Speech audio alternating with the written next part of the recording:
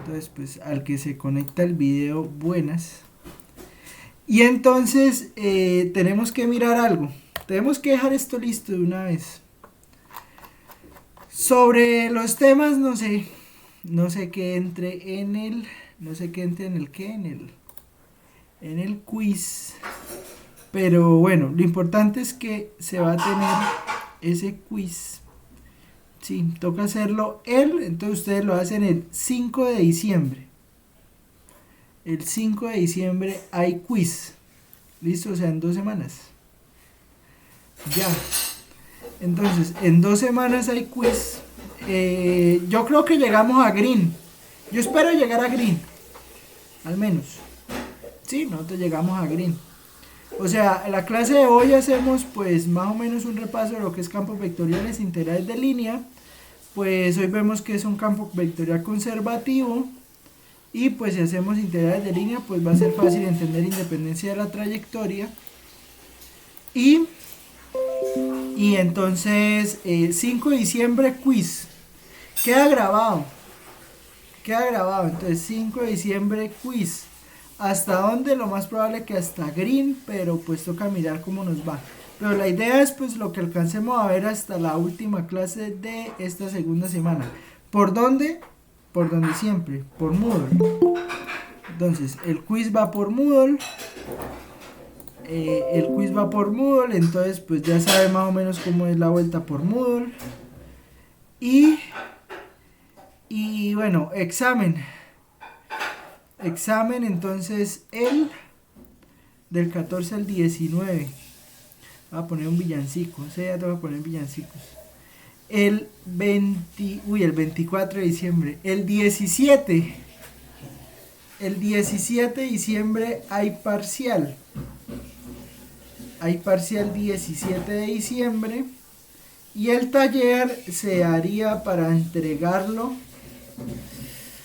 No, yo creo que toca entregarlo el 10 para alcanzar a calificar todo eso.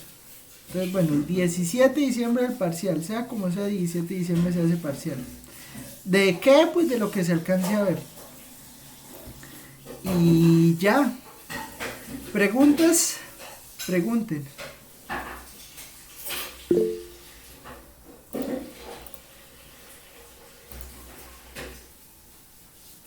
¿Para cuándo era que quedaba el quiz? Quiz. El 5 de diciembre. 5 5, de 10 y diciembre. 17. 5, 10 y 17, sí, señor. Entonces, ¿para qué? Ay, que yo tengo 5 parciales ese día. Pues bueno, entonces pues trate de mover los otros, pero el de cálculo no. El de cálculo se hace el jueves y punto. Y ya, eso no se mueve. Como si no supiera que me la está echando. Yo estoy hablando en general. Pero si le cae, pues... Robert, ¿por qué está tan agresivo? No, sabe que no estoy hasta contento hoy. ¿Por qué? ¿Hay Claro, menos gente? con 5 Claro, hay menos estudiantes que gente. tiene ahora. O sea, se está logrando el objetivo. Se está logrando el objetivo. No, mentira, no, mentira, mentira. ¿Quién está suponiendo que yo quiero que pierda la gente? Nunca. En ningún momento. Esto es un curso que es prácticamente, o sea, la caridad se queda corta con lo que yo hago en este curso.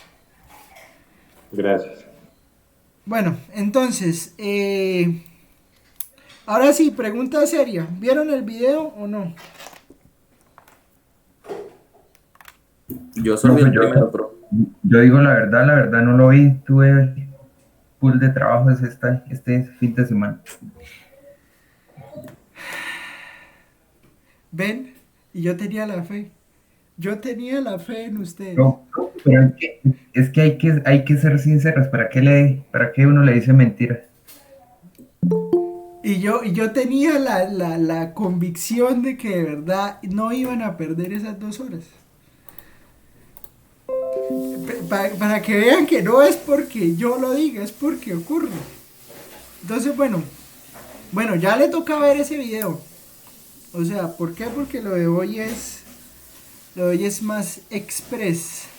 Entonces, campos vectoriales.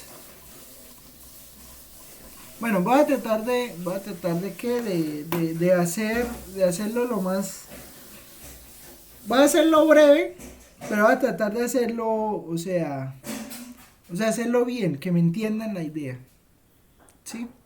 Bueno, no pasa nada, si no lo vieron, pues bueno. Entonces, campos vectoriales. ¿Qué pasa? Lo que les decía, ¿no? Lo que les decía en la introducción antes de entrar a grabar. Hasta el momento,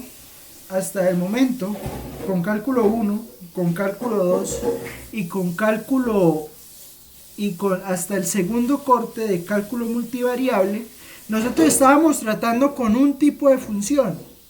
¿Qué tipo de función estábamos trabajando? Estábamos trabajando una función a la cual nosotros le introducíamos valores reales y obteníamos valores reales.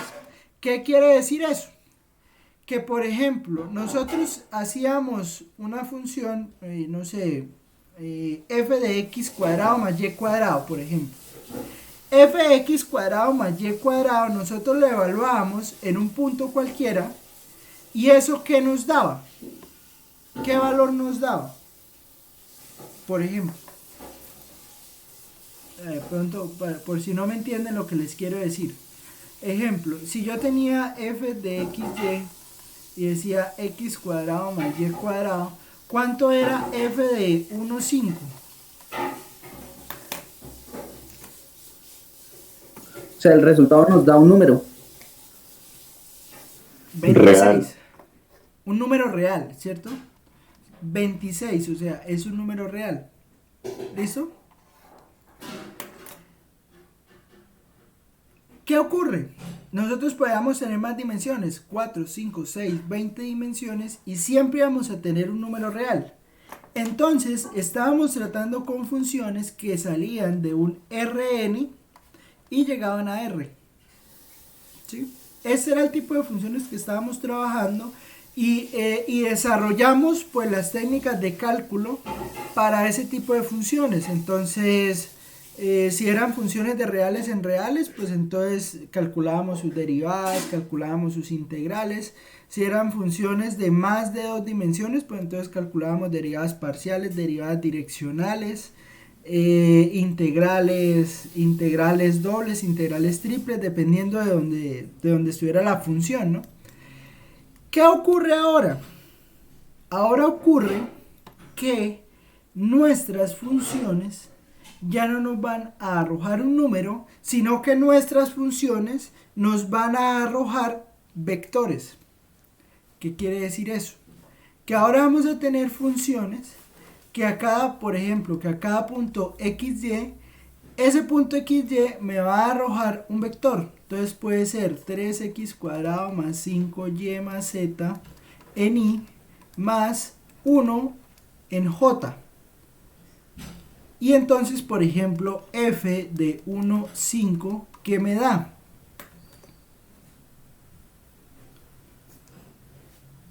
¿Cuánto me da f de 1, 5?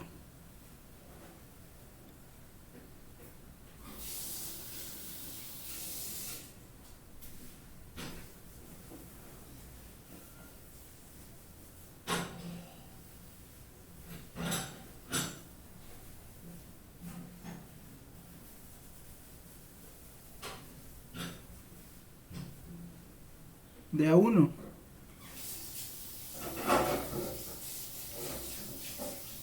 Acuerda que I y J son los vectores canónicos, ¿no?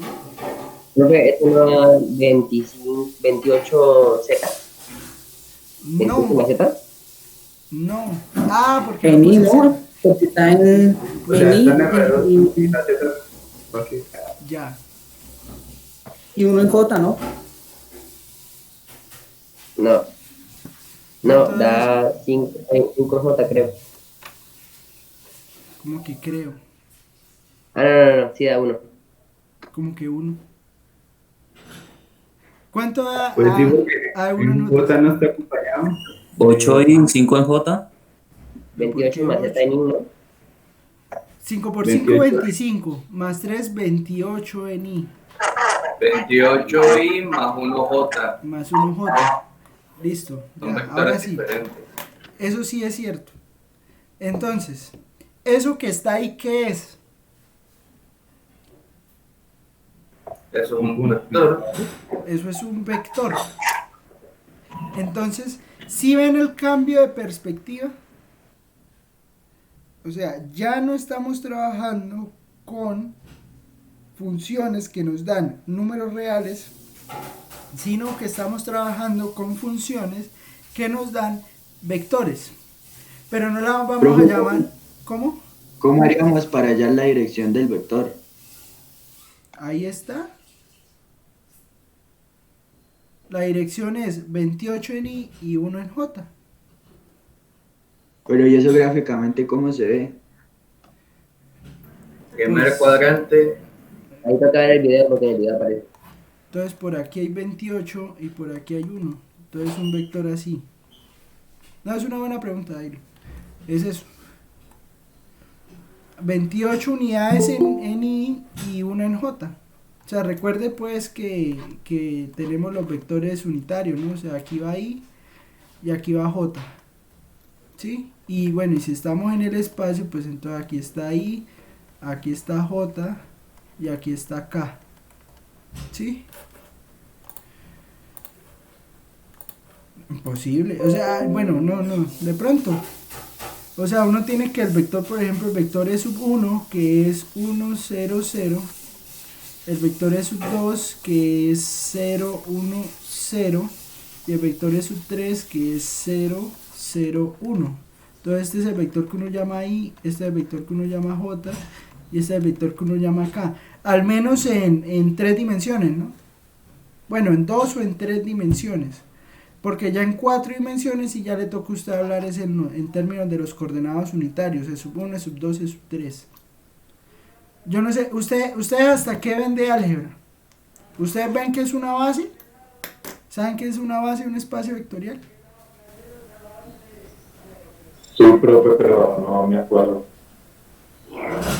Bueno, una base de un espacio vectorial es un conjunto de vectores que es linealmente independiente y que genera el espacio. Ah, sí, sí. Entonces, ¿qué significa que sean linealmente independientes? Que no existe un escalar de tal manera que usted pueda escribir ese vector como combinación lineal de otro o de los otros. ¿Sí? Eso se llama independencia lineal. Y que genere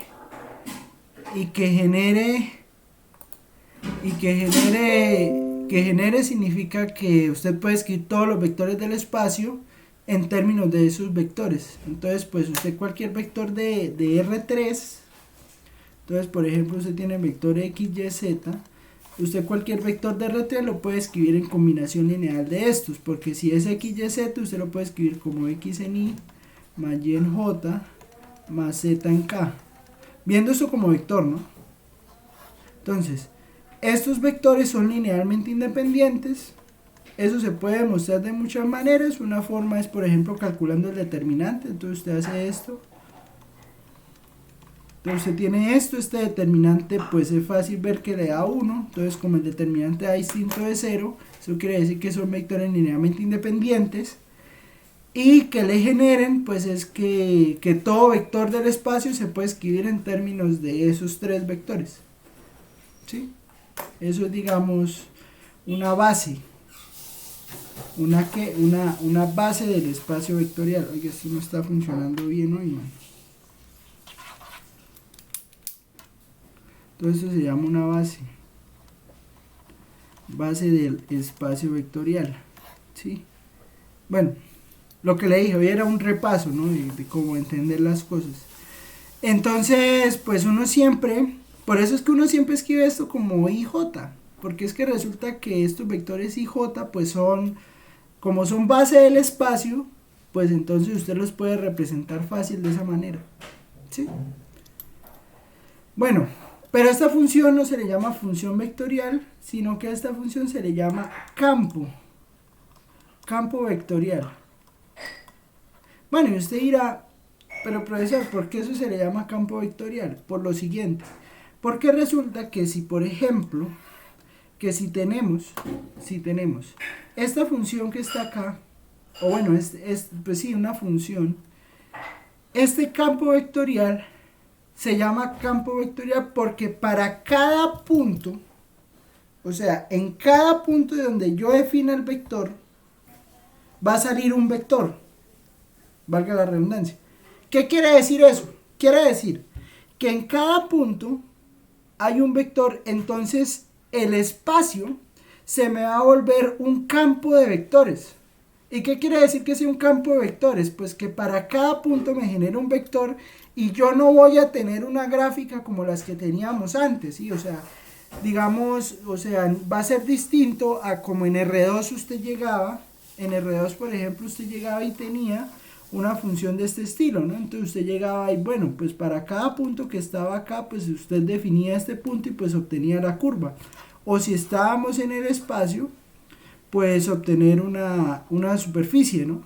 Entonces una superficie S, ¿sí? Que para cada punto que estaba acá, pues entonces usted determinaba un punto acá y eso le formaba una superficie.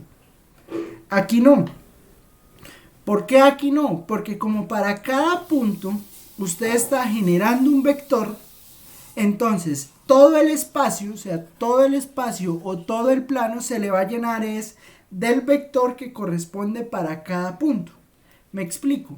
Si hablamos, por ejemplo, de este campo vectorial, f de x y igual a 3x cuadrado más 5y en y más 1 en j, lo que va a ocurrir es lo siguiente. Entonces, pues yo ya tengo, digamos, aquí un archivo preparado, pues, para no perder tanto tiempo, armándolo desde cero, porque armándolo desde cero siempre uno se demora.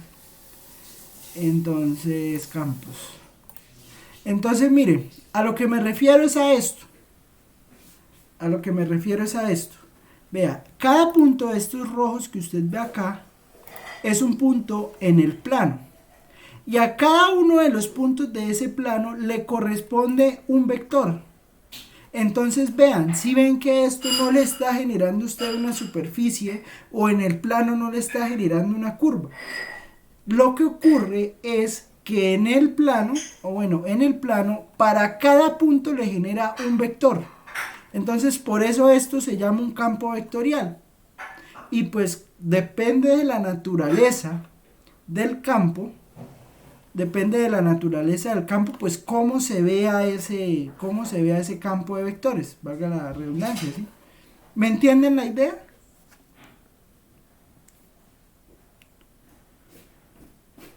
Sí, profe. Entonces,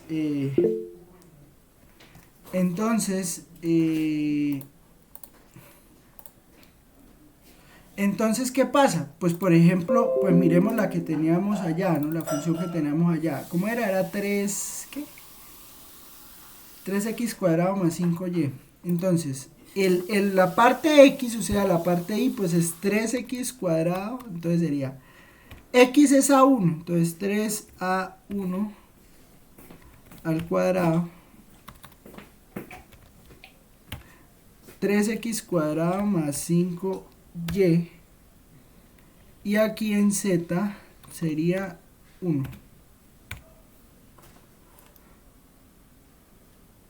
No me entiendo. Profe, pero no colocó la Y, la colocó como una Y y tiene que colocar la B1. Eso explica muchas cosas. 3 por a sub 1 al cuadrado más ¿qué? Más 5y. Más 5y. Y aquí 1, ¿cierto? Entonces, mire, aquí va a cambiar en tiempo real, vean. Entonces, para todos esos puntos rojos que usted ve, mire cómo se volvió el campo. ¿Sí ven? O sea, esto sería el campo. O sea, para todos estos puntos, vea, todos tiran para allá. ¿Sí? Y yo puedo aquí seguir poniendo números. O sea, porque pues pongo pocos porque pues para que se entienda la idea. Algo que hay que tener en cuenta. Cuando usted evalúa, por ejemplo, cuando usted evalúa en el punto 0,1, el vector que le da es 5,1. ¿Sí? Pero entonces, la gráfica que usted hace no es del vector 5,1. O sea, no de 0 a 5,1. Sino que usted tiene que tener en cuenta que tiene que poner el vector, o sea, el punto inicial de cada vector, pues C es el punto donde proviene, ¿sí? Entonces, por ejemplo, el vector E1 es el vector que es 5, 1, o sea, sería 5, 1 si yo lo pintara desde el origen. Pero el vector E1 resulta siendo, ¿cuál es E1? Mire, este vector, ¿sí? O sea, que es 0, 1, ¿no? Entonces este punto es 0, 1, ¿sí? Este vector E1 es el vector que tiene punto inicial en 0, 1 y pues que corre la dirección de este 5, 1. Entonces, ¿dónde me va a quedar? Me va a quedar en 5, 2. O sea, usted suma estos dos vectores, ¿sí? Digamos, en algún sentido, pues usted toma este punto 0, 1 como un vector y se lo suma a 5, 1 y entonces el vector que le queda pues es el que usted necesita. ¿Me entiende la idea? O sea, no todos quedan en el origen, sino que el origen de cada vector es el punto de donde sale. ¿Sí? Por ejemplo, este es E15, miren, menos 2, 1. Menos 2, 1. El vector que le corresponde por la función es 7, 1. ¿Sí? Este sería 7, 1. Pero este no es el vector 7,1. Este es el vector 9,0 porque es el vector que tiene punto inicial en 2, 1 y tiene pues, y es el vector 7, 1 puesto ahí. ¿Me entienden la idea?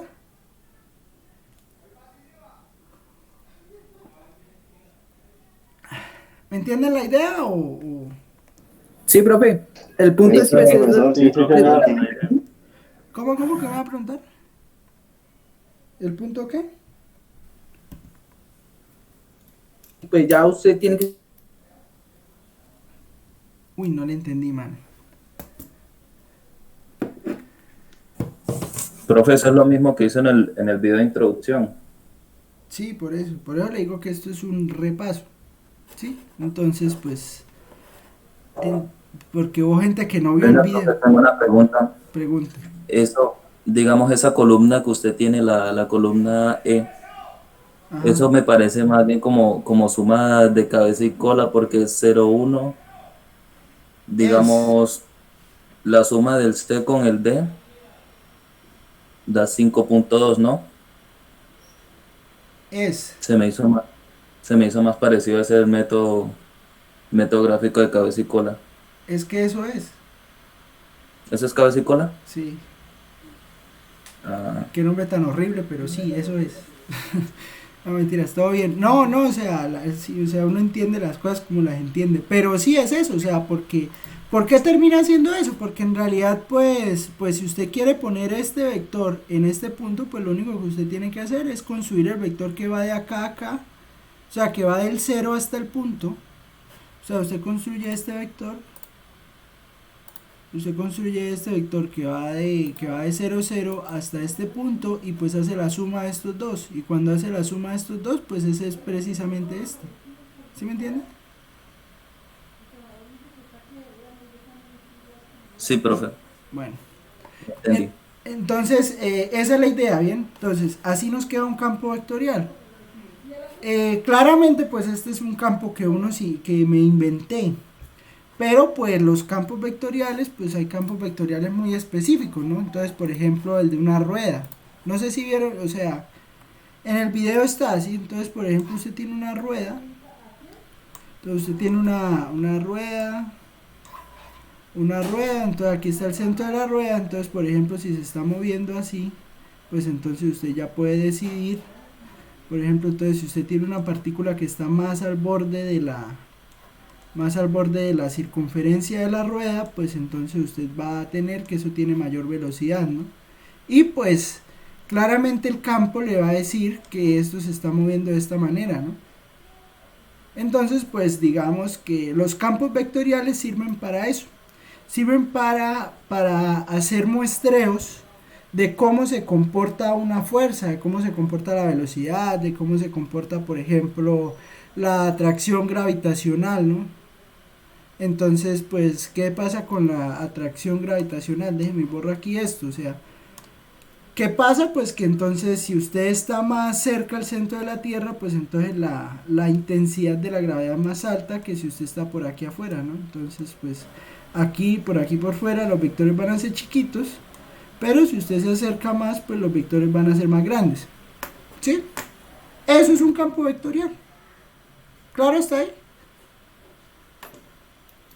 Ejemplos, muchos.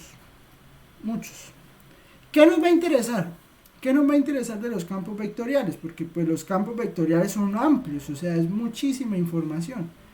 Nos van a interesar unos campos que nos van a permitir calcular las integrales de línea de manera más fácil. Si vieron el video de integrales de línea, el video de integrales de línea trata sobre, da una trayectoria, pues entonces uno parametriza esa trayectoria y al parametrizar esa trayectoria pues calcula la integral. Pero para poder hacer eso más fácil, uno usa campos que se llaman campos vectoriales conservativos. ¿Sí? Entonces, campos conservativos. La definición de campo conservativo es fácil, es simplemente que si f de x, y, z es un campo vectorial tal que existe una f minúscula tal que f mayúscula es igual al gradiente de f, se dice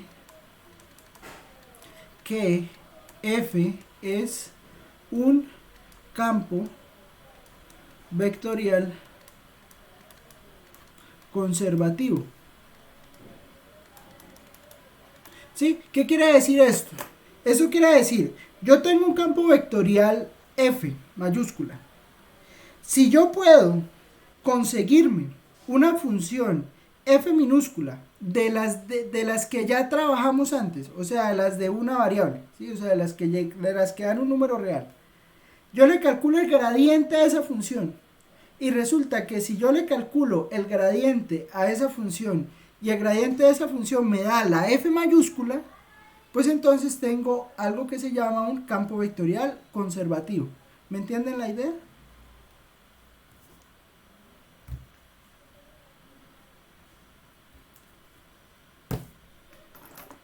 Entonces, pues, ejemplo. Espere que yo no sé qué le está pasando a esto. Ejemplo. Dañaría la batería. Ejemplo, entonces, bueno. O bueno, más que ejemplo, hay dos teoremas que nos permiten verificar si un campo vectorial es conservativo, ¿no? Bueno, o vamos a iniciar pues con el teorema del plano, ¿sí? Entonces, criterio de campos conservativos en el plano. Entonces, ¿cuándo un campo es conservativo en el plano? Un campo es conservativo en el plano si usted calcula la derivada parcial, o sea, usted este campo lo escribe como f, usted lo escribe como que o sea, usted escribe su campo como mi más nj, ¿sí? En el plano, ¿no? Entonces, y suponga que la derivada parcial de m respecto a y la derivada parcial de n respecto a x existen. Entonces f es conservativo si, me quedé ahí, sí y solo si, queda feo ahí. F es conservativo si y solo si, espere, lo escribo aquí abajo. F es conservativo si y solo si, la derivada parcial de m respecto a y es igual a la derivada parcial de n respecto a x. Y bueno, ¿y por qué se pueden calcular derivadas parciales? Porque es que observe que cuando usted tiene este campo vectorial acá, este campo vectorial pues le cumple lo siguiente, o sea, esta función que está acá, pues termina siendo una función de normal, o sea, de las que ya habíamos trabajado, porque es que al fin y al cabo esto le da un número real, ¿sí? Entonces, esta función, o sea, esta m que está acá, pues es una función de dos variables de las de toda la vida, las que conocemos. Y lo mismo, este 1 que está acá también es una función de las que conocemos, de las que hemos trabajado siempre, ¿sí? Entonces, pues tiene sentido calcular la derivada parcial de esto y calcular la derivada parcial de esto. Bien, entonces un ejemplo, tomemos ese mismo campo vectorial. Entonces, ejemplo, sea f de xy igual a, ¿cómo era? 3x cuadrado más y en i más 1 en j. ¿Es conservativo? ¿Es conservativo? Les pregunto.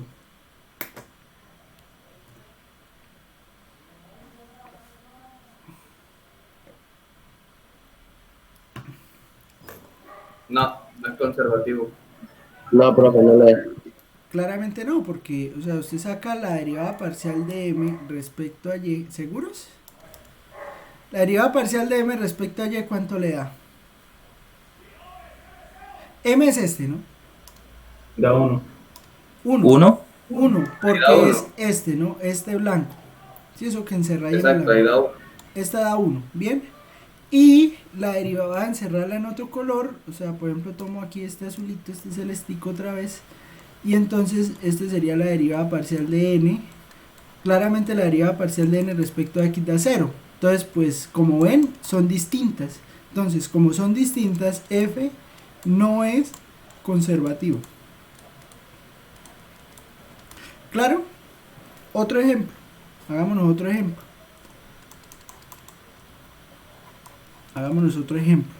Entonces, otro ejemplo de cuando un campo no es de cuando un campo sí puede que es conservativo es, venga y miramos uno aquí en el libro para que pues porque eso es, a veces uno pone a inventarlos como que no da. Entonces 10x, vamos a ver si este da, menos 7y en i menos 7x menos 2y en j. Entonces, ¿es conservativo?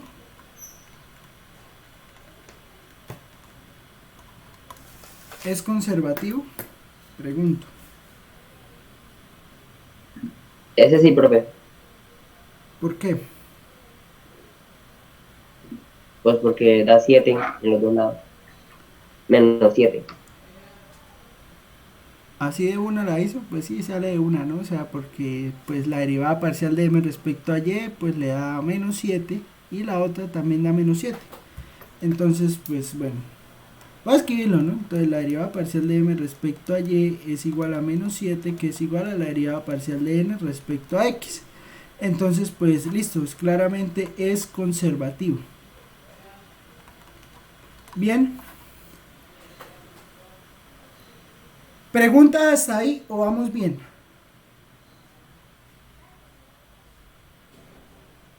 Muy bien. Bueno. Resulta que si tenemos un campo vectorial conservativo, pues vámonos a la definición, miren.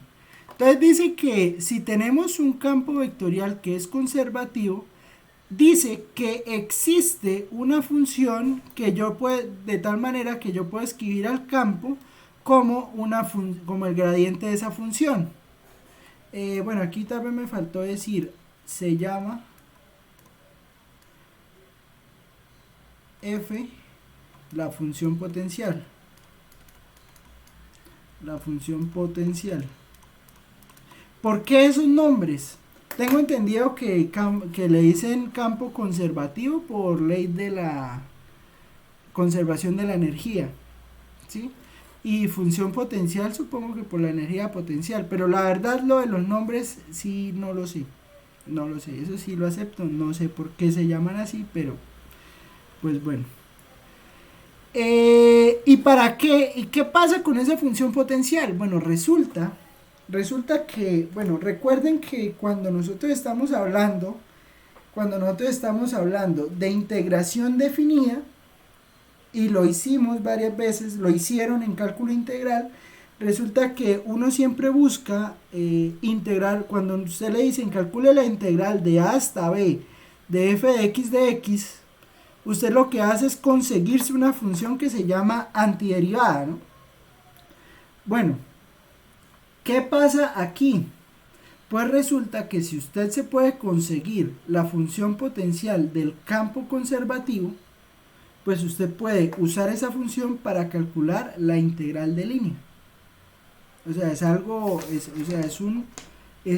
que le permite a usted calcular esas integrales muy fácilmente. Entonces, pues bueno, ya sabemos que este campo que está acá es conservativo. Entonces, pues una pregunta que uno se puede hacer, pues, puede ser la siguiente. Conociendo que f es conservativo, la pregunta es ¿cómo construyo una función potencial?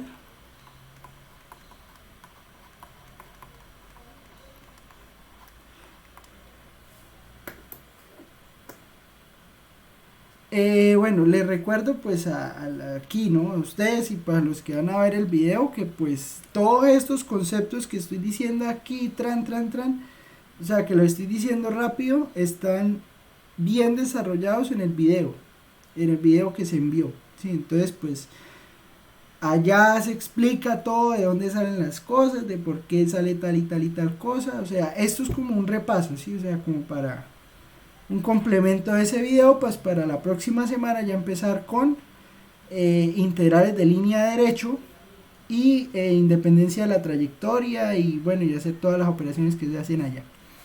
¿Listo? Hago la aclaración. ¿Cómo construyo entonces? Bueno, si ya tenemos, volvemos, ¿no?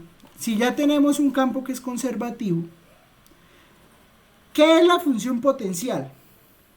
La primera pregunta es ¿qué función tiene la función potencial? Valga la redundancia. ¿O qué hace la función potencial? ¿O quién es? Les pregunto.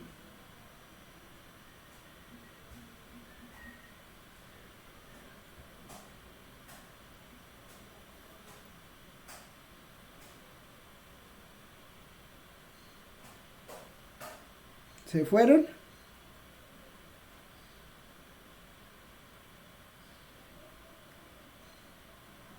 Se perdieron. Buenas. Estoy pensando en cómo poder construir la función potencial.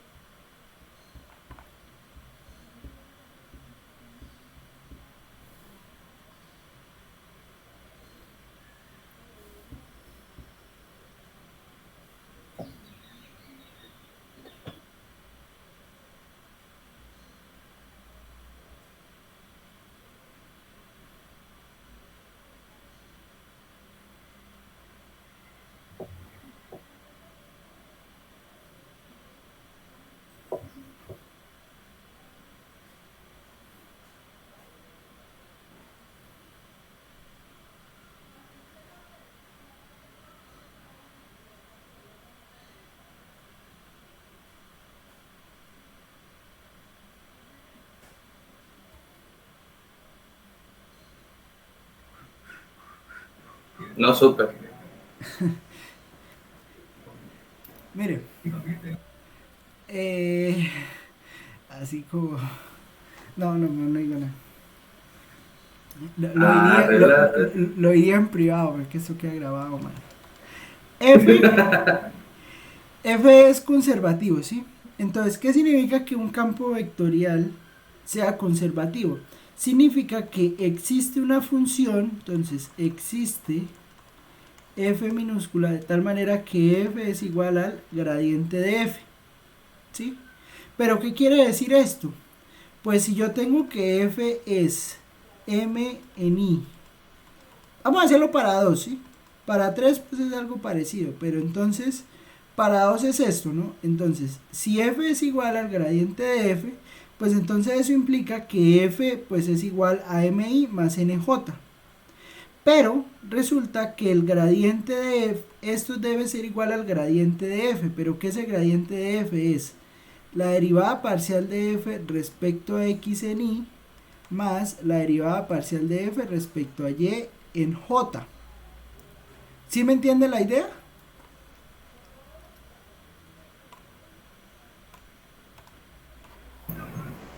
Ya entendí. Entonces, pues, ¿cuándo dos vectores son iguales? Pues dos vectores son iguales si m es igual al gradiente de f respecto a x y n es igual al gradiente de f respecto a y. Entonces, ¿yo a quién conozco? Pues yo conozco quién es m, o sea, yo ya sé quién es m y yo ya sé quién es n. Entonces, si quiero encontrar quién es mi función, pues entonces tengo que integrar a ambos lados, pero integrar parcialmente. ¿Sí? Entonces, pues para obtener mi función f, pues resulta que entonces tengo que hacer la integral de m respecto a x, y pues eso entonces me daría, digamos, la componente, esto me daría f de xy, y también, pues si integrar a n respecto a y, y al integrar a n respecto a y, pues también tengo a f de xy, y después pues lo que hago es sumar el resultado de lo que me den las dos integrales. ¿Me entienden la idea?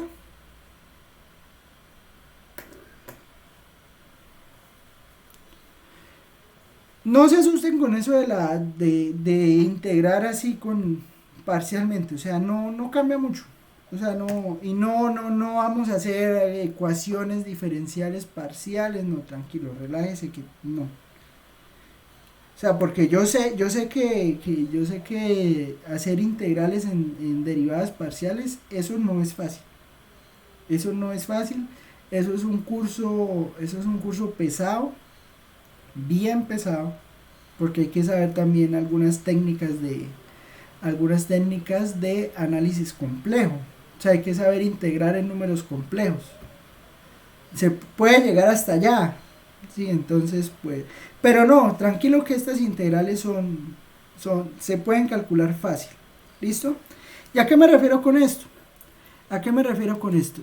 Por ejemplo, tenemos nuestra función potencial, nuestro campo vectorial, tenemos el campo vectorial 10x menos 7y, en y, menos 7x menos ¿qué? Menos 2y en j. ¿Listo? Entonces, teniendo esto que está acá, pues entonces, si nosotros queremos calcular nuestra f minúscula, para calcular esta f minúscula, pues lo que tenemos que hacer es integrar esto que está acá respecto a x e integrar esto que está acá respecto a y. Y después igualar las funciones, y al hacer eso, pues obtenemos la función potencial. ¿Listo? ¿Me entienden la idea? Pero hay que, digamos... ¿Cómo? Que sí, profe, que empiece. Ush, como mande. Entonces,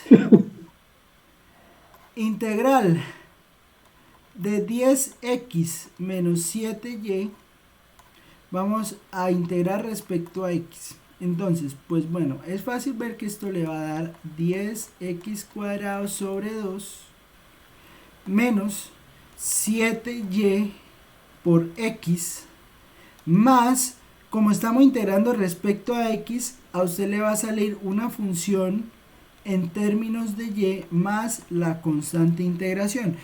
Eso es, digamos, lo único que hay que tener cuidado cuando usted está haciendo estas integrales parciales. O sea, que si usted integra parcialmente, o bueno, entre comillas parciales, ¿no? A usted le va a salir la constante de integración, le sale, puede salirle una función en términos de y. ¿Sí me entiende? Entonces, pues, eso es lo que hay que tener en cuenta. ¿Listo? Entonces, esto sería el primer pedazo. El otro pedazo sería integrar menos 7x más 2y respecto a y. Entonces, pues usted hace la integral, entonces, pues eso que le va a dar, menos 7xy más menos 7xy más la integral de 2y respecto a y. Entonces eso le da 2y cuadrado sobre 2 más, ahora como usted está integrando respecto a y, pues esto le va a salir una función respecto a x más una constante de integración. Entonces, ¿qué quiere decir eso?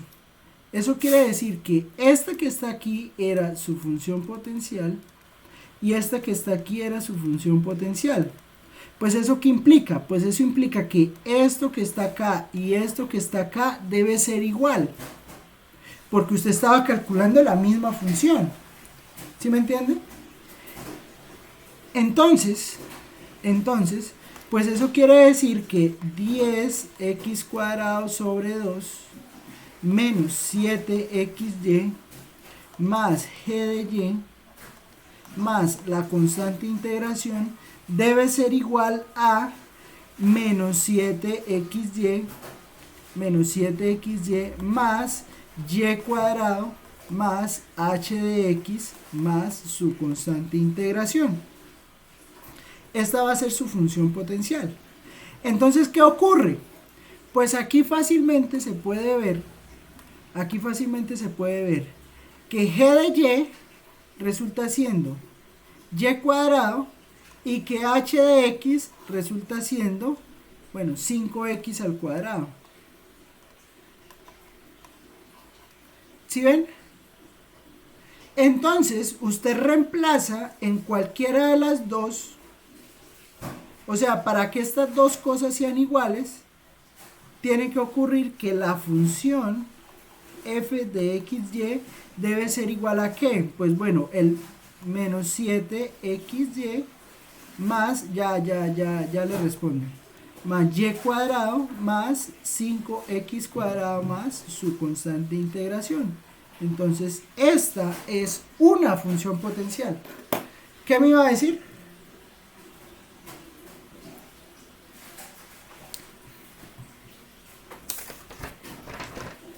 ¿Qué me iba a preguntar?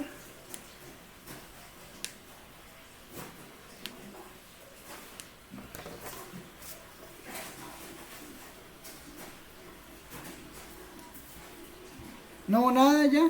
Bueno, si no, nada se ahoga. Entonces, si tiene f... Profe. ¿Qué pasó? En el chat creo que le preguntaron algo. Dice que sí debe ser siempre el mismo orden. O sea, primero evaluar respecto a X y segundo n respecto a Y. Hola, Auri. Y esto se debe hacer siempre en este orden, es decir, primero... Sí. O sea, el orden de cómo usted integre no importa. O sea, usted puede integrar primero n y el segundo y. O sea, como integre no pasa nada. Lo importante es que m sí lo debe integrar respecto a x.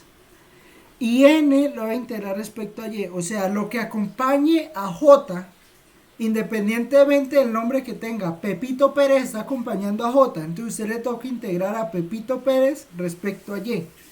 Y si no sé, alguien está acompañando ahí, usted a lo que acompañe ahí le toca integrarlo respecto a x. ¿Listo, Auri? Bueno. Entonces, bueno, Esta que está aquí es su función potencial.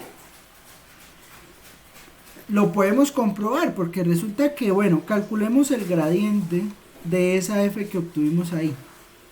Entonces, si calculamos el gradiente de esta función, pues bueno, recuerde, pues yo creo que ustedes se acuerdan que es esto, ¿no? O sea, yo estoy partiendo de que, bueno, de que no se nos ha olvidado que es el gradiente. Entonces, el gradiente de esta función que está acá, pues entonces, respecto a x, pues me da menos 7y, respecto a x, ¿no? Menos 7y más 10x en y. Y respecto a esto respecto a x, ¿no? Y respecto a y, pues me da 2y menos 7x. Y pues efectivamente, mire que esta función que está acá, pues es el campo. 10x menos 7y, 10x menos 7y. Y 2y positivo, porque menos por menos es más casi siempre. Entonces 2y menos 7x. ¿Sí ven? Eso es una función potencial. Y así se calcula la función potencial de un campo vectorial. ¿Listo? Lo que le digo, si quiere hacer, debe ver el video. Debe ver el video que se llama Introducción. Allá se hace bien el background de todo esto, ¿sí? Todo lo que está detrás de esto. ¿Listo? Otro ejemplo, hagámonos otro ejemplo. ¿Por qué le digo esto? Porque pues puede que este video vaya muy rápido, ¿no? Entonces, pues allá hay más ejemplos. Otro ejemplo. No, pero espere, antes del ejemplo mejor. Vamos a ver qué pasa en 3 dimensiones. ¿Sí? En 3 dimensiones sí cambia bastante la cosa, porque resulta que... Cuénteme. Vea lo que dice Auri en los comentarios. Haga un ejemplo más difícil, como los que pone en el taller. Entonces espéreme, Auri, y defino esto y ponemos algo como taller. Entonces, ¿qué pasa en 3 dimensiones?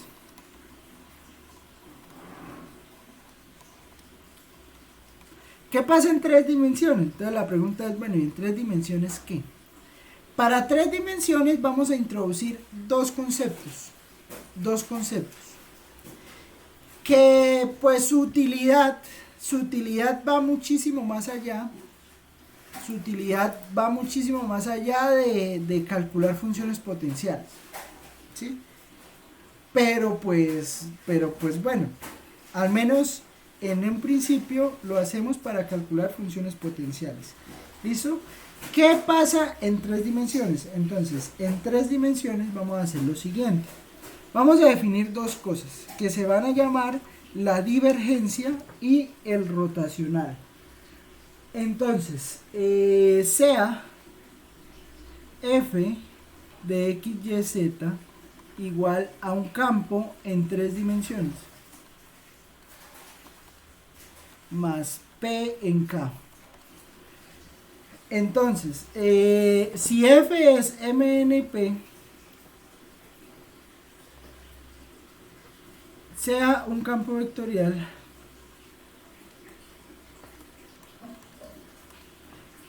tal que las primeras derivadas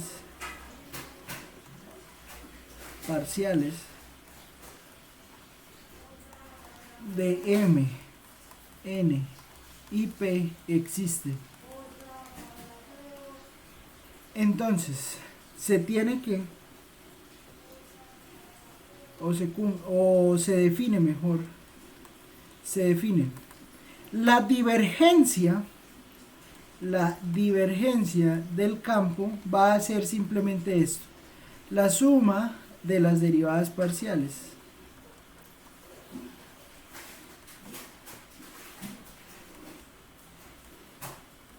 Sí, eso va a ser la divergencia.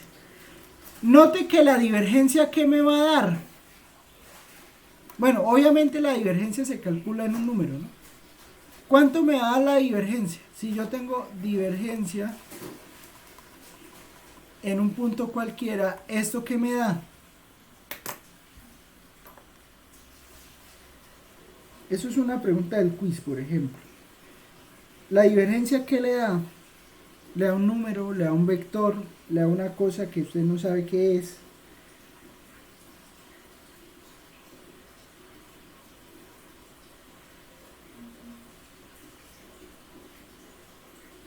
¿A un vector?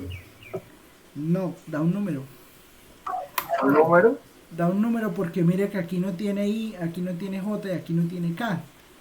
La divergencia siempre va a ser un número. Entonces, por ejemplo, cuando uno hace teorema de la divergencia, por eso es más fácil hacerlo a veces por teorema de la divergencia, porque como la divergencia es un número, entonces pues le va a quedar una integral más fácil. ¿Sí? Eso es teorema de la divergencia, lo vamos a ver. Espero que lleguemos a verlo. Entonces, la divergencia le da un número. ¿Listo? Y vamos a definir otra cosa que se va a llamar el rotacional de F. Rot de F. Bueno, el rotacional, la definición de rotacional, la verdad, usted la ve a priori, o sea, sin anestesia, usted la ve sin anestesia y la ve fea. Porque le va a quedar dp de y menos dn de z. Y usted va a salir, ¿y de dónde sale eso? Bueno, eso sale de acá. Ya le explico de dónde. Pero entonces, el rotacional es esto. La derivada parcial de m respecto a z menos la derivada Una parcial. producto cruz. ¿Cómo? Producto cruz. Un producto cruz. Sí. Menos de m respecto a y en k, ¿sí? Entonces, usted tiene que el rotacional es eso que está ahí. Pues bueno, y usted lo ve, y eso es feo, o sea, usted puede aprenderse eso complicado. Pero existe una manera más fácil de entender esto. Resulta que la función gradiente, entonces la función gradiente en realidad, ¿qué hace? Saca la derivada parcial respecto a x en y, la derivada parcial respecto a y en j, y la derivada parcial respecto a z en k. ¿Sí? Esto se llama el operador gradiente. Entonces pongámoslo aquí como entre comillas. Operador gradiente. ¿Por qué se llama operador? Porque los operadores son transformaciones lineales. O sea, lo que le digo, o sea, entender esto de campo vectorial tiene mucho fondo en el álgebra lineal, ¿sí? Entonces, pues bueno, yo no sé si ustedes ven transformaciones lineales. Yo creo que sí, porque se usan mucho. O sea, después de que uno ve bases, bueno, no sé cómo está estructurada aquí, la verdad, pero generalmente uno ve dos cursos de álgebra lineal. En el primer curso que uno ve álgebra lineal, pues usted ve todo lo de vectores, producto punto, producto cruz, graficar planos, calcular volúmenes de tetraedros, etcétera, ¿sí? Y ya en un segundo curso, ese segundo curso sí es mucho más formal, y en ese segundo curso ya usted ve qué es una base, qué es un espacio vectorial, qué es un subespacio, y ve estas cosas que se llaman operadores. Los operadores son algo que se llaman transformaciones lineales, y las transformaciones lineales son funciones entre espacios vectoriales que le preservan la operación. Entonces, le preservan la operación, porque ¿qué es un espacio vectorial? Un espacio vectorial es un conjunto que usted le da dos operaciones, una suma y un producto por escalar. Entonces, una transformación lineal le respeta eso. Entonces, le respeta que si usted tiene una suma en el espacio de salida, en el espacio de llegada le dé la suma de ese espacio. Y que si usted tiene un producto por escalar, entonces que si usted hace la transformación de un vector por un producto por escalar, eso le da el producto por la transformación del punto. ¿Sí? Bueno, eso se llama una transformación lineal. Lo debió ver. Los operadores pues son transformaciones lineales. Entonces resulta que si usted toma el operador gradiente y toma su campo vectorial mi más nj más p en k, y entonces usted aplica el operador gradiente, resulta que la divergencia va a ser simplemente el producto punto entre el gradiente, entre el operador gradiente y f, y entonces es por eso que como es un producto punto, entonces recuerde que un producto punto es, usted tiene el vector gradiente,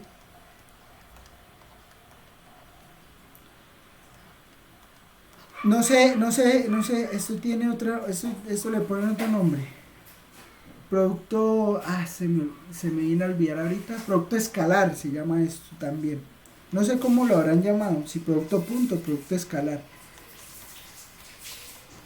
Uy, esto tiene otro nombre, sí, producto escalar, ¿no? Sí, profe, así es. Sí, son la escala. Uy, no puede ser, Isaac me va a matar.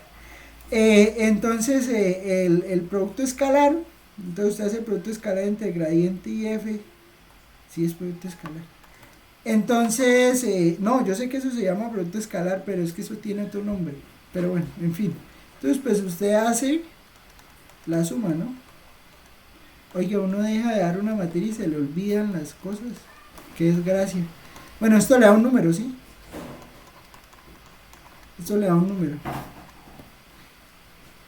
Y resulta que si usted calcula, por ejemplo, el rotacional de f, el rotacional de f es, note que esto es un, bueno, recuerde que el producto cruz usted solo lo puede hacer en funciones de, en 3 dimensiones, ¿sí? O sea, en vectores de 3 dimensiones. Usted no puede hacer producto cruz con vectores de 2 o con vectores de 4, de 5. El producto, eso se llama producto vectorial. El producto vectorial pues es exclusivo de R3, ¿sí? Entonces el rotacional va a ser el producto cruz entre el gradiente y f. Y al hacer el producto cruz entre el gradiente y f es lo que da esta cosa rara que está acá, que pues termina siendo un simple determinante. Bueno, hay muchas formas de calcular un producto cruz, pero la forma más fácil es calcular este determinante. Entonces decir aquí i, jk, y entonces usted aquí pone derivada respecto a x, derivada respecto a y, derivada respecto a z, derivada respecto a z, y pues aquí pone el otro, ¿no? Recuerda que aquí hay orden, ¿no? Porque, bueno, depende, esto sería regla de mano derecha, ¿no? Entonces acuérdese que si usted hace gradiente cruz f, eso es lo mismo que menos f cruz gradiente.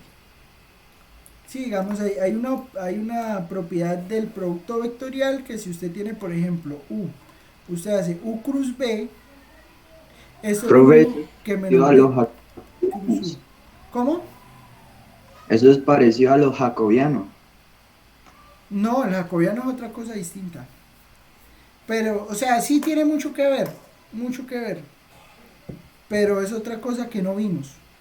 Sí, ya el jacobiano ya no lo vimos. Pero sí va por ahí.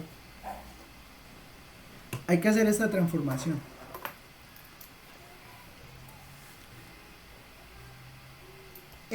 Y entonces usted calcula este determinante. Entonces usted dice aquí y pues bueno, hay muchas formas de calcular un determinante, ¿no? Pero digamos, pues para los efectos prácticos resulta más fácil calcularlo calculando por menores. ¿Por qué por menores? Bueno, ¿qué es menores? Menores es que usted llega y por ejemplo va a calcular, usted toma una fila o una columna, ¿sí? Me estoy repasando desde álgebra lineal en adelante. Entonces usted toma, por ejemplo, vamos a expandir sobre esta fila.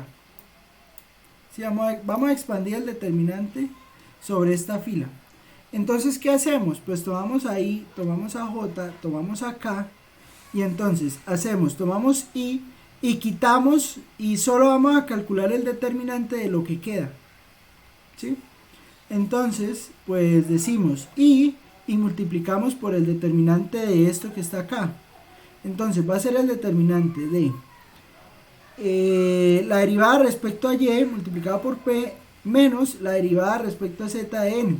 Entonces de aquí es donde van quedando las cosas. Entonces va a quedar de p de y menos de n de z, ¿sí? Y ahí nos sale el primer, el primer sumando, más, o bueno, menos, voy a ponerle aquí el menos j, que multiplica a, bueno, entonces usted llega y tapa ¿qué? Tapa la segunda fila y la primera columna. Entonces, ¿qué le queda? Pues le queda la parcial de p respecto a x menos la parcial de m respecto a z, más k que multiplica a la parcial de n respecto a x menos la parcial de qué, de n respecto, no mentira, la parcial de m respecto a y.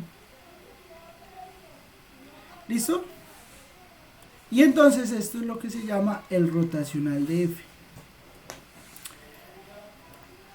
Calculemos un ejemplo de estas cosas para que pues nos quede claro. Entonces, ejemplo, calcule rotacional de f y divergencia de f para, calcule el rotacional y la divergencia para, a ver, no sé, Auri quiere uno de pronto de quiz. Entonces f de x, y, z igual e a la x coseno de y en i más e a la x seno de y en j más z en k. Entonces vamos a calcular rotacional y divergencia para esto. Entonces hagan la cuenta ahí, por favor.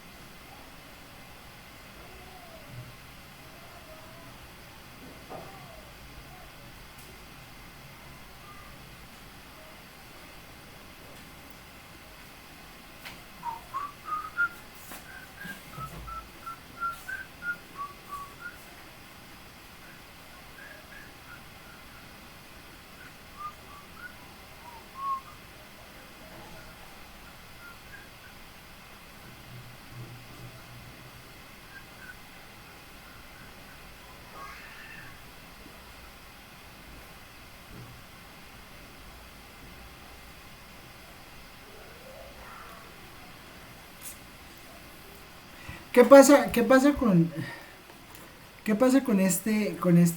este parcial y este quiz y este taller? Es largo. La verdad sale muy largo porque, pues, como pueden observar, hay muchas cosas que hacer. Entonces, toca sacar un determinante. O sea, si uno no se acuerda de esto, le toca sacar un determinante, le toca sacar derivadas parciales, le toca saber qué es un gradiente. Entonces pues hay que recordar todas esas cosas. ¿Listo? Entonces pues lo primero que les puedo decir es, bueno, si usted no, o sea, si ya no se acuerda cómo calcular una derivada parcial, pues recuérdelo bien. cómo calcular una integral así parcial como la hicimos para los campos conservativos, ¿no? Porque pues eso es lo que vamos a usar cuando estemos calculando integrales de línea y que sean independientes de la trayectoria. ¿Listo? Vamos a pausar el video un momento, pues mientras hacen esas cuentas y ya seguimos. ¿Me oye, profe? A ver. La divergencia. Empecemos con la divergencia. Entonces, para calcular la divergencia, entonces tenemos, a ver, ¿cuánto me daría dm de x? Entonces, dm de x le va a quedar, pues e a la x, que es la derivada de e a la x por coseno de y. ¿Sí me escuchan? ¿Me oyen? Sí. ¿Me escuchan? No me acuerdo la canción. Bueno, entonces es e a la x por coseno de y. O sea, no tienen problema. La que puede tener problema es esta, ¿no? Porque la derivada de n respecto a y. Porque, a ver, espere. Sí, porque es la derivada de un producto, ¿no? Entonces recuerda que la derivada de un producto es f g' más g'(f). Entonces resulta que f es e a la x, g' es 0, porque entonces le está calculando la derivada de coseno de y, eso es 0, más, espere, es que estoy escribiendo lo mismo, g por f'. Entonces, ¿qué? Entonces, pues la derivada de e a la x es e a la x por, pues, la constante coseno de y. Aquí sí ya no, porque entonces aquí ya tiene que la e a la x sale como constante, y le toca calcular la derivada de seno de y. La derivada de seno de y es menos coseno de y la derivada parcial de p respecto a z, pues da acá. Entonces, pues resulta que la divergencia de f es e a la x coseno de y menos e a la x coseno de y en j más k. Eso sería la divergencia de f. ¿Sí? Y el rotacional sí se complica, porque resulta que, bueno, no sé cómo lo quiera hacer. Si lo quiere hacer por la fórmula, pues bueno. Entonces, pues, eso me da la divergencia. ¿Sí les da eso o no?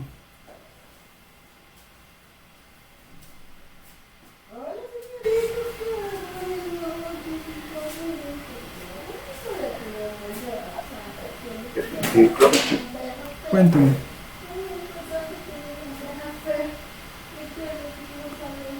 Cuénteme. No, que sí es Ah, bueno. el rotacional.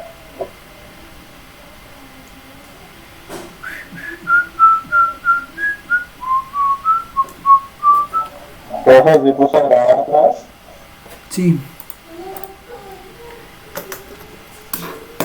Que la nota le suba.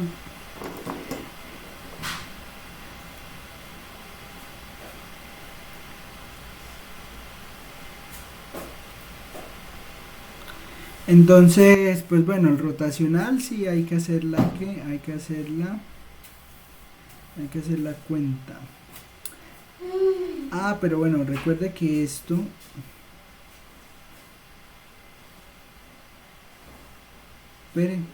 queda dos veces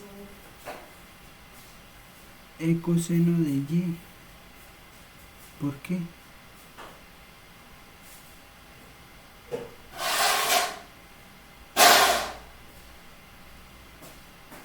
Es que esto no es un vector. Esto no es un vector, man. Pero ¿por qué da dos veces?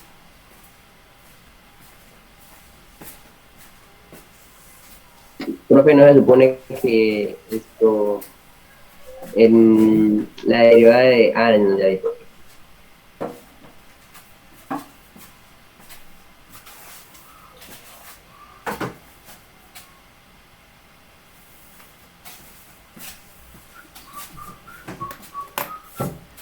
Pero ¿y por qué da dos veces? ¿Eso da positivo?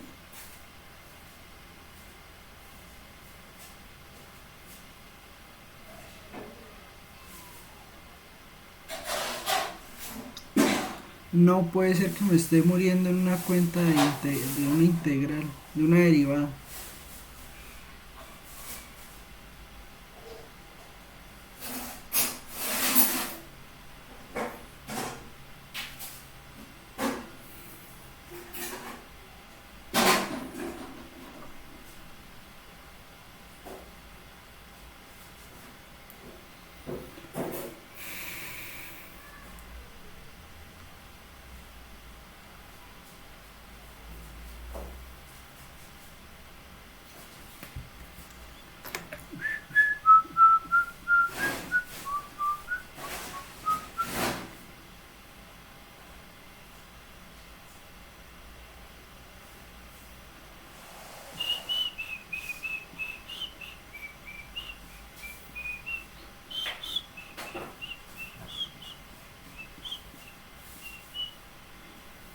Claro, Ahí no es positivo el coseno es positivo.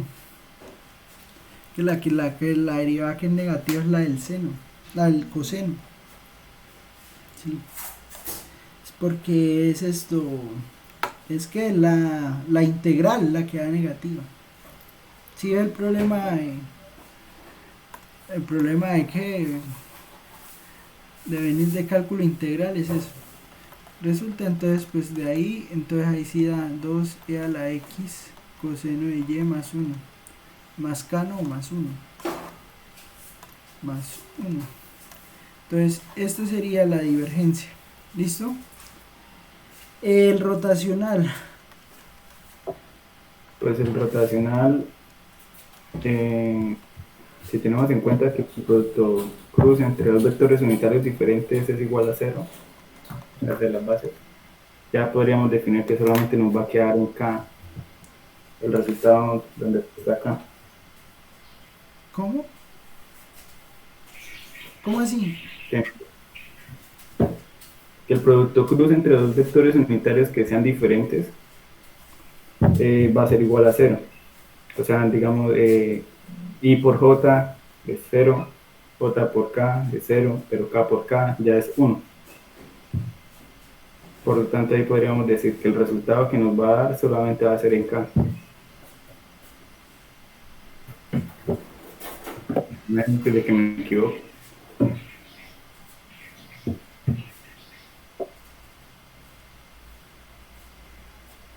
No me la sabía. Que el producto de dos vectores, Producto cruz, sí. el producto cruz de dos Sí. vectores Unitarios diferentes va a ser igual a 0. Y si son iguales va a ser igual a 1. Si algo, Auri me corrige. ¿Y uno cómo demuestra eso?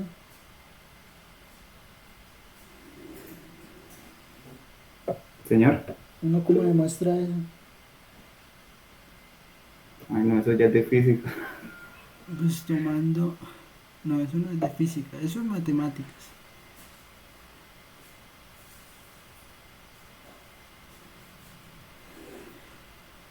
Me puse a hacer algo hoy por la tarde. ¿Cómo es? Espere, lo escribo aquí para acordarme. Esas son las propiedades del producto cruz, profe. Bueno, ya y porque sí, efectivamente, pues da, o sea, pues mirándolo desde aquí, ¿no? Sí, viéndolo desde ahí, pues ya sería operacional, o sí, operar Sí, o sea, operar y ya sale. Porque es que resulta que la derivada de P, recuerda que esto es P, ¿no? Entonces la derivada de P respecto a Y le da 0. La derivada de N respecto a Z también le da 0, entonces pues esto le da 0. ¿Sí? La derivada de P respecto a X le da E a la X coseno de Y. Y la derivada de M, pero esta no da 0. Ah, no, sí. La derivada de P respecto a X le da 0. Y la derivada de M respecto a Z también le da 0.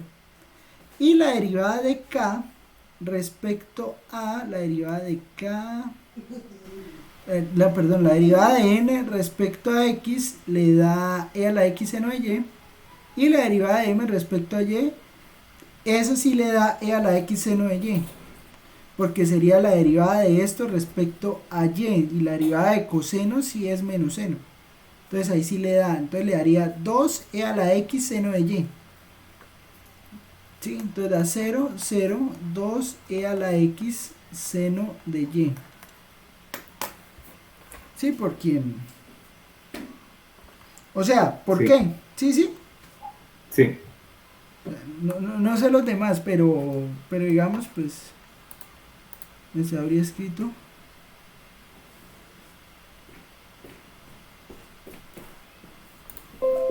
Porque me hizo buscar.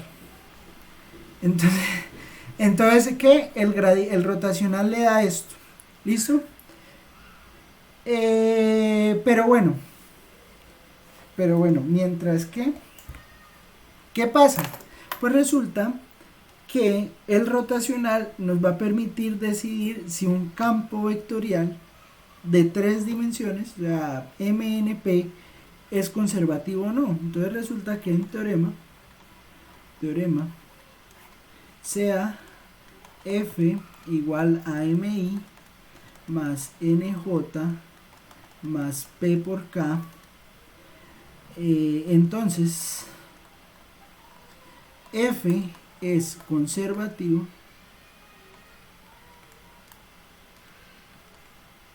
si rotacional de F es el vector nulo. ¿Sí?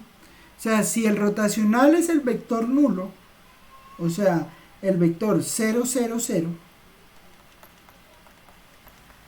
si el rotacional es el vector nulo, pues entonces uno obtiene que el campo F es conservativo. ¿Listo? O sea, eso es algo importante a tener en cuenta. Si el rotacional le da 0, el campo es conservativo. ¿Listo? Esperen, yo ya miraré otra cosa. Entonces, si el rotacional le da eso, entonces eso es una de las cosas que tenemos que tener en cuenta. Y eso implica que si tenemos una función,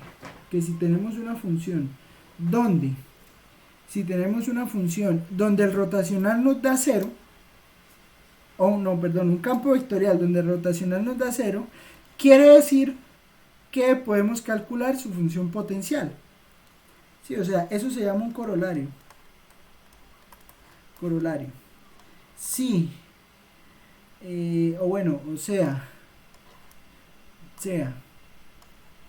Sea F igual a MI más NJ más P por K, pues obviamente donde las parciales existen, las parciales de M, N y P existen,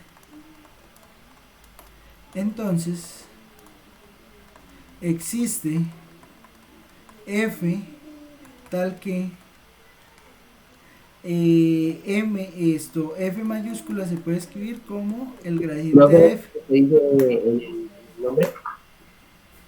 ¿Cómo? ¿Qué es lo que dice en el nombre, abajo de teorema? Corolario.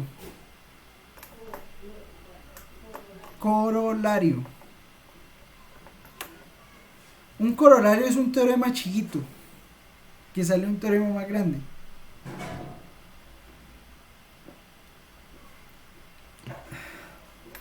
Los corolarios son muy comunes en matemáticas. Uno usa en realidad más corolarios que teoremas, porque los teoremas son muy generales. En cambio, los corolarios es lo que usted usa, lo que usted va aplicando. ¿Sí?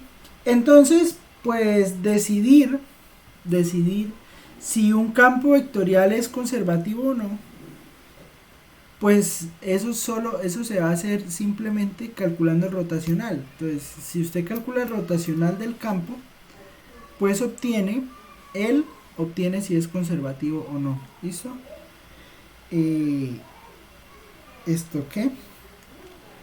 Ejemplo, hagamos un ejemplo a ver si nos sale un campo conservativo y hacemos la función potencial. A ver, es que quiero hacer uno que no sea tan clásico. Yo creo que este es conservativo.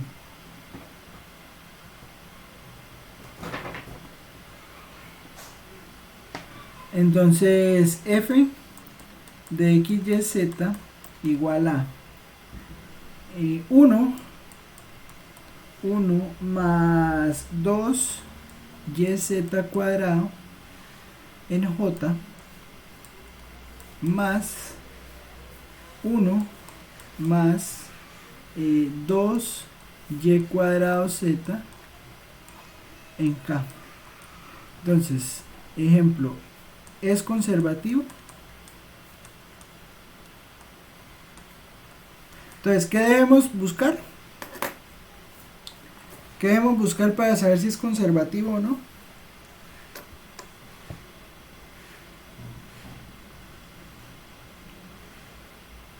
La rotacional, profe, la rotacional. Entonces, hágale, bien pueda. C igual a 0. Ujú.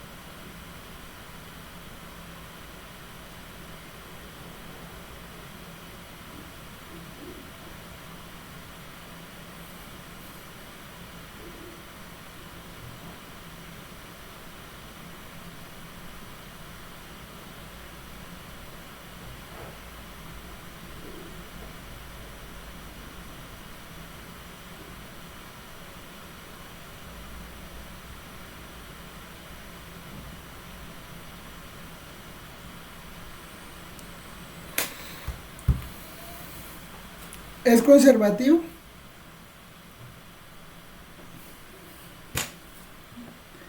Que la nota le suba. Tengo la canción pegada.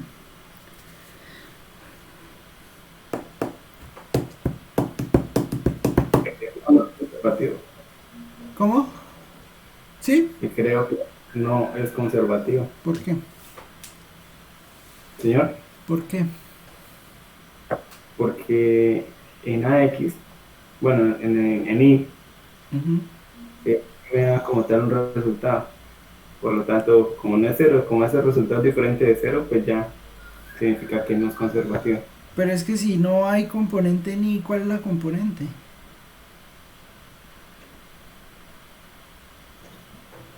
Es que no se supone que el rotacional es el producto cruce entre estos, entonces diría que la derivada con respecto a P, digo, o sea, la derivada de P con respecto a Y, menos la derivada de N con respecto a Z, eso ya me da como tal la componente ni del producto cruz. ¿Sí? No, Y ese resultado ahí no me da cero. no le entiendo. Que hay que desarrollar. Bueno, o sea, es claro que si no está ahí es porque es 0 en i. ¿Sí? Entonces, bueno, hay que hacer las cuentas. A Sí. ver. Entonces, rotacional de f. Entonces, rotacional de f es... Entonces, sacamos la derivada parcial de p respecto a y. Entonces, recuerde que es... Entonces, la derivada parcial de p respecto a y es 4yz. Sí, esa sería la derivada p respecto a y. La derivada de n respecto a z, entonces menos la derivada de n respecto a z. La derivada de n respecto a z es 4yz. Por el lado de i vamos bien. Más en j. En j Profe. es, ¿qué pasó? Nada. La derivada de m sería 0, la derivada de m respecto a z pues sigue siendo 0. Menos la derivada de p respecto a x, 0 también. Entonces aquí vamos bien. Más z. Z sería derivada de n respecto a x. Entonces derivada de n respecto a x, 0. Menos derivada de m respecto a y, 0. Entonces aquí k. Entonces quiere decir que esto me da 0i más 0j más 0 en k. Entonces eso quiere decir que el rotacional de f es el vector nulo, lo cual implica que f es conservativo. ¿Listo? Bueno, un tip. Siempre que les pregunten, siempre que a usted le pregunten si un campo es conservativo o no, pues entonces si usted no está seguro, usted se va a un Wolfram y le dice, calcúleme el rotacional, calcule el rotacional de 0, ¿cómo es? 0, 1 más 2yz cuadrado, 1 más 2yz al cuadrado y 1 más 2y cuadrado z. Entonces 1 más 2y al cuadrado z. Usted calcula el rotacional de esa manera y ahí está, miren. Entonces el curl se llama, curl en inglés, si ya me voy a olvidar el nombre, 0, 0, 0. ¿Listo? Ahí está. Entonces resulta que f es conservativo. Cuando lo pongan, de pronto, si usted tiene la aplicación, si le toca poner curl, porque usted pone rot, no lo entiende. Entonces va a poner curl. Bien. F es conservativo. Entonces eso quiere decir que usted puede encontrar la función potencial de tal manera que el gradiente de f le dé f. ¿Sí? Entonces le queda de tarea. ¿O la alcanzamos a hacer? ¿Sí alcanzamos a hacer? ¿Sí has alcanzado? Sí, yo creo. Bueno, entonces f es integral de m respecto a x. Entonces, bueno, pues claramente esto me va a dar 0. ¿Sí? F también va a ser integral de n respecto a y. Entonces la integral de n respecto a y, ¿quién es n? N es 1 más 2yz cuadrado. Entonces integral de 1 más 2yz cuadrado, 1 más 2yz cuadrado respecto a y. Entonces, ¿esto qué me da? Pues esto me da y más 2y cuadrado sobre 2 por z cuadrado más. Ahora ¿qué pasa? Como es una función, o sea, como es una función de x, y, z, la constante de integración me va a quedar va a ser una función en términos de las otras dos variables que no están. ¿Sí? Entonces va a ser una función g en términos de las que no están, de x, z, más una constante de integración. ¿Listo? Y también tenemos que f va a ser igual a la integral de p de z. Entonces, eso va a ser lo mismo que la integral de p, que es 1 más 2y cuadrado z. Entonces, integral de 1 más 2y cuadrado z de z. Entonces, ¿eso qué le da? Pues eso le da z más integral respecto a z. Entonces va a ser 2y cuadrado por z cuadrado todo sobre 2 más una función en términos de las otras dos variables que no están. Entonces sería en términos de xy más la constante de integración. Entonces pues usted iguala las funciones y pues entonces obtiene que esto le queda y más y cuadrado z cuadrado más g de xz más la constante de integración debe ser igual a z más y cuadrado z cuadrado más h de xy más k. Entonces, pues bueno, es claro ver que esta que está acá es esta. No, mentiras, g es esta. O sea, vean que siempre, casi siempre va a quedar una expresión que se comparte en las dos igualdades. Bueno, aquí habría que hacer tres igualdades, ¿no? Pero pues digamos que como la primera es 0, pues uno no la toma. Entonces, bueno, obtiene que g es z y que y es h. Entonces obtiene que la función potencial es y más z más y cuadrado z cuadrado más una constante de integración. ¿Listo? Y entonces esta sería la función potencial. ¿Claro está ahí? Muy claro, por fin se entendió. Bueno, Pero, ¿por qué en el video no entendí? no, pues yo no había entendido la parte de cuando agarraba y reemplazaba el h de xy y la parte de xz. Pero ya, muy bien, claro. Bueno, listo. Entonces, tarea. Vea el video integrales de línea. ¿Sí? Entonces, va a coger el video integrales de línea, lo va a ver, lo va a entender y va a poner, si tiene alguna duda, pues escribe en los comentarios.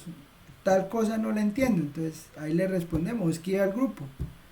Entonces, no, profe, que no entiendo tal cosa. Entonces, listo. La idea es que el jueves, vea, y tiene sábado, lo que queda de sábado, domingo, lunes, martes y miércoles para que vea ese video, lo comprenda, para el jueves, el jueves entramos directo a integrales de línea y de una vez nos metemos con independencia de la trayectoria, ¿sí? Entonces, lo más probable que hagamos el jueves es, hacemos integrales de línea, entendemos integrales de línea y pues hacemos varios ejemplos. Sí, o sea, así como hicimos, pues muy parecido a lo que hicimos hoy, ¿no? O sea, hicimos como un repaso rápido y pues usted va entendiendo, pero entonces vea los dos videos, o sea, si no los ha visto, véalos porque si no va a estar perdido, ¿sí? Y ya, bueno, no es más, los libero. Vayan y almuercen, que les haga provecho el almuerzo y listo, nos vemos, que les rinda. Con ayuda del profe. Bueno, profe. Gracias, profe. Está bien. Chao.